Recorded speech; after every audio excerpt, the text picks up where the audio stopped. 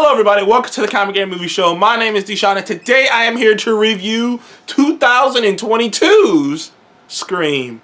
Now this is the sequel to, I suppose this is like, I don't even know how many Screams there has been, but this movie is the latest in a trend of taking these classic franchises of yesteryear. You know, first with Halloween, the reboot of Halloween, the reboot of It. It's only a matter of time before the reboot of Friday the 13th and Nightmare on Elm Street. But recent years, between It and the Halloween franchise, there has been this interesting trend. Not just with those franchises, you can look at the Ghostbusters franchise and other things of that nature, of doing sequels that are either A, cut out the bad sequels and just like say that this is the proper sequel, like the Halloween franchise, or doing it completely from scratch like the It franchise. But this movie, this Scream movie is actually, all the other Scream movies are canon to this movie. All those other movies happened. All those other things have happened. And it's and so, which makes it kind of played a bit differently. Now, this movie clearly feels, at least in terms of budget and in terms of what's the word I'm looking for? Presentation. It's clearly playing it like it is the proper sequel. Like, those other sequels were kind of just like, those are canon, but this is the proper sequel. But without decanonizing those other sequels, because they clearly make reference to those sequels. They mention the events, like briefly mention that those sequels exist and the events have happened. So, And the original Scream, which is a movie I can't believe I haven't reviewed before on my horror classics, was Wes Craven's attempt to give the genre, the horror genre and the thriller genre and the slasher genre, a kick in the ass, a unique take. And by using meta knowledge and by using interesting, and by, just a different perspective on the slasher genre, a different perspective on the tropes of the slasher genre, and by playing with those things, from using Drew Barrymore, who at the time, and still to this day, but particularly at this time, was a rising star. Like, she was like the next, everyone pretty much thought she was going to be the next big thing. By using her and killing her off in the first 10 minutes of your film, in the opening of your film, it made a statement. It was a shocking thing. A lot of people around the world didn't see it coming when it happened.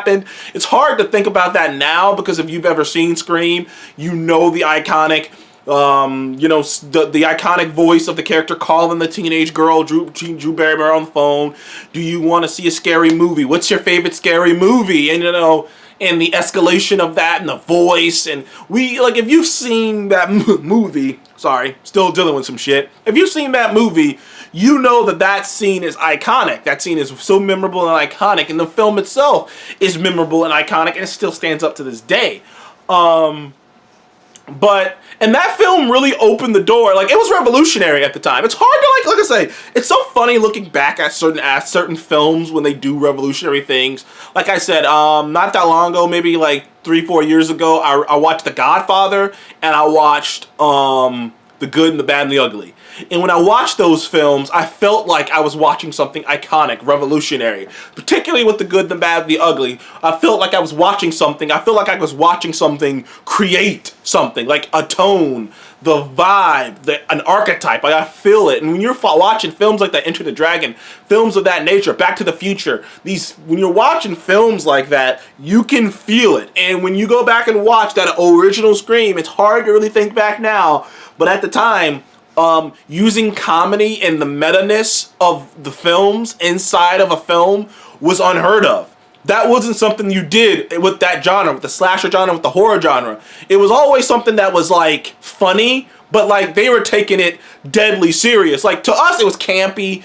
Looking back, we later thought it was campy, thought it was silly in retrospect. But at the time, movies like Halloween and Friday the 13th and some of those films Nightmare on Elm Street, they had jokes in them, but they were being taken very seriously. It just was campy. It was just like, you know, they were taking it very seriously. And Scream was the first movie to acknowledge the campness and acknowledge it and acknowledge the bigger genre as a whole and acknowledge the issues and the problems, but like to almost like, what's the word I'm looking for? Almost, but instead of like making a big deal about them and being like, these are issues, they almost like put a light on them and said, this is why we enjoy these things. But, you know, but what if we were in these situations and like all the characters were characters who watch these movies? I mean, it was one of those situations where I can't tell you how often, and I'm sure you guys have had it, how often have you watched a zombie movie or a vampire movie or a werewolf movie, and we as the audience are like, we've read so many of these books, I've seen so many of these movies, and I've seen so many of these shows, I'm so dumbfounded that the characters in the show won't just say, oh, this is a zombie apocalypse. Like, your mind didn't just immediately go to that when a bunch of people were trying to eat you alive and you shot them in the head. Like, your mind didn't immediately go, zombie apocalypse. I'm always like that when I'm like, there's a dude who comes out at night and people have bite marks on their neck and they're drained and no one's jumping to the vampire thing. How many times have we all done that?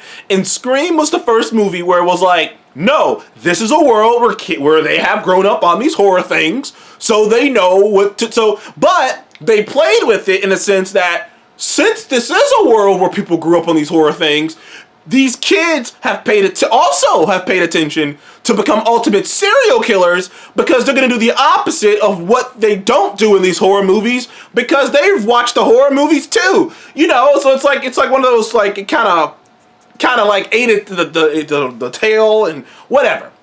You know what I mean. It was like such an interesting, such a fun concept. Now they ran it into the ground because they tried to get kind of weird with it and do different things with it. And Wes Craven, I don't believe, was the director on most of the sequels. So, you know, eventually Scream kind of ran its course, you know. The meta-ness had left the building. Scream was one of those films that was like, once you got past the meta-ness, once you got past because the writing in that first one was just so fucking well done, was so well thought out. The twist, the dual killers in the end, who the killers were. It was such a radical, such a brilliant concept that, you know, the sequels never quite lived up to that. The sequels, while I don't hate the sequels, all the sequels were pretty blah. And then we get to this new one. And this, I'll have to say, I'm not sure. First of all, I give this film a solid 7. I give it a solid 7. It's probably the best of the sequels. Probably.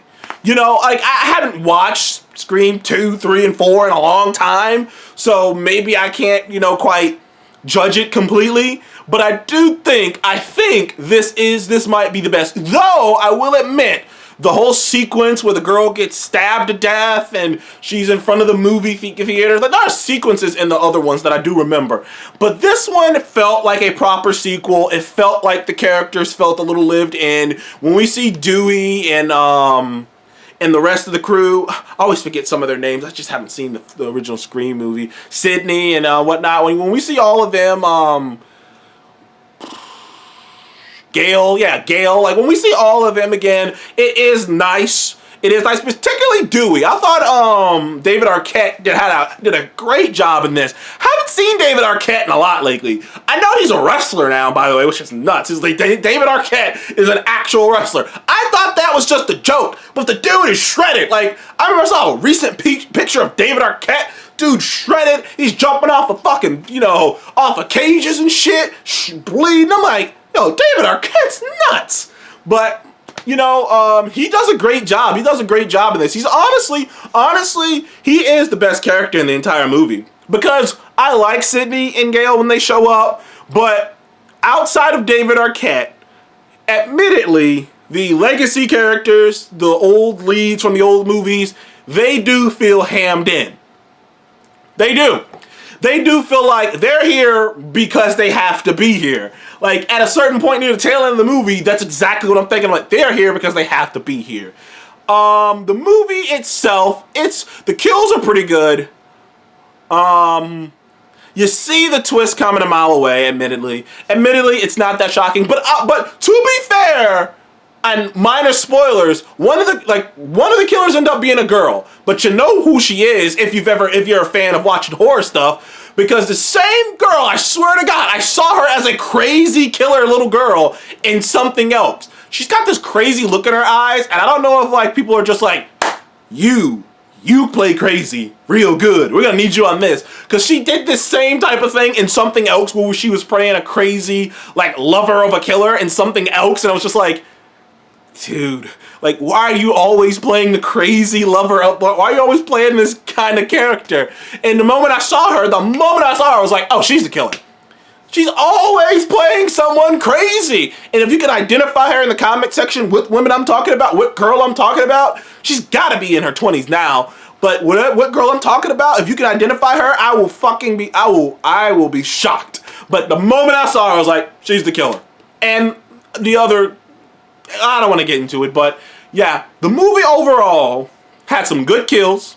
It did play with the genre a bit. It felt like a proper sequel. The problem is, for one, the legacy characters, all except for Dewey, feel tacked on. It didn't need to be there. It felt like they were just there because it's a Scream movie and that they got them back. And even some of the dialogue with them just feels forced, like they just wanted to force in this thing that people might remember.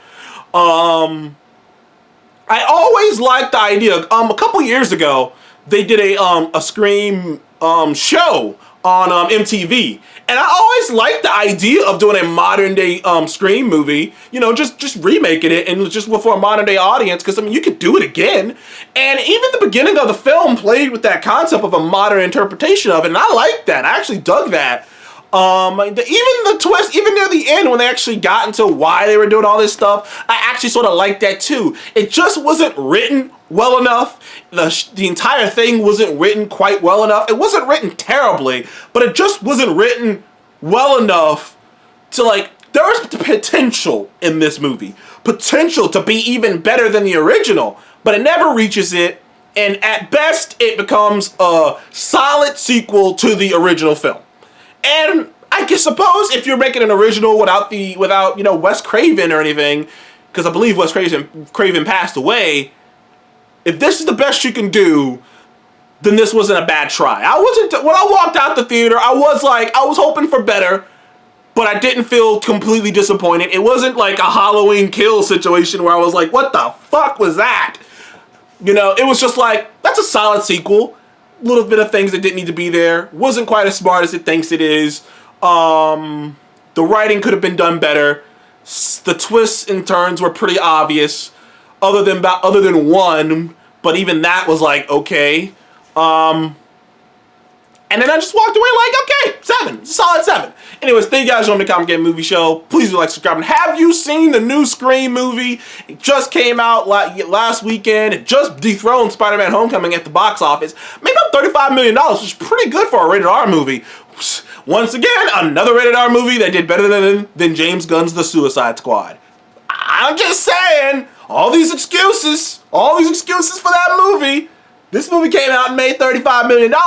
Anyways, thank you guys for joining the Comic Game Movie Show again. Please like, subscribe. I'll see you guys on the next one. Goodbye.